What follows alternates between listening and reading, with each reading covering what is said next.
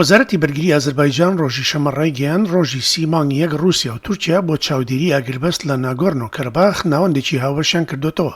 ئەو ناوچەیەی دوای پەرەسەندنی ململانێت تێدا لە ساڵی ڕابردوودا لە سەری گەشتنە ڕێکەوتن. ناوەندەکە لە مانگی 11 ڕابردوودا لە سەری ڕێکەوتن بە فەرمی لە ناوچەی ئاغدام لە ئازەربایجان کرایەوە. وەزارەتی بەرگری لە بڵاوکراوەیەکدا وتی 60 سەرباز لە رووسیا و تورکیا لەو ناوەندە کار دەکەن.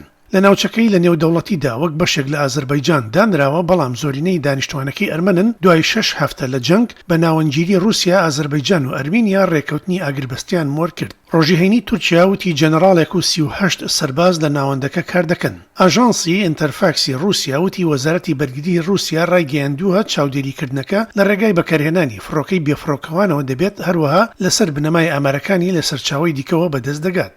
تورکیا لە ناگۆرنۆ کەرەباخ پشتیوانی ئازەربایجان دەکات. سەرۆکەکانی بەشدارن لە گروپی ناسراو بە مینسک سەر بە ڕێکخراوی ئاسایش و هاریکاری لە ئەوروپا لە چارەسەر نەکردنی ململانەکە لە دوای دەیان ساڵە ناوەندگیری ڕەخنەیان هەبوو. گروپی مینسک بە سەرپەرشتی وڵاتە یەکگرتووەکان و فەڕەنسا و رووسیایە.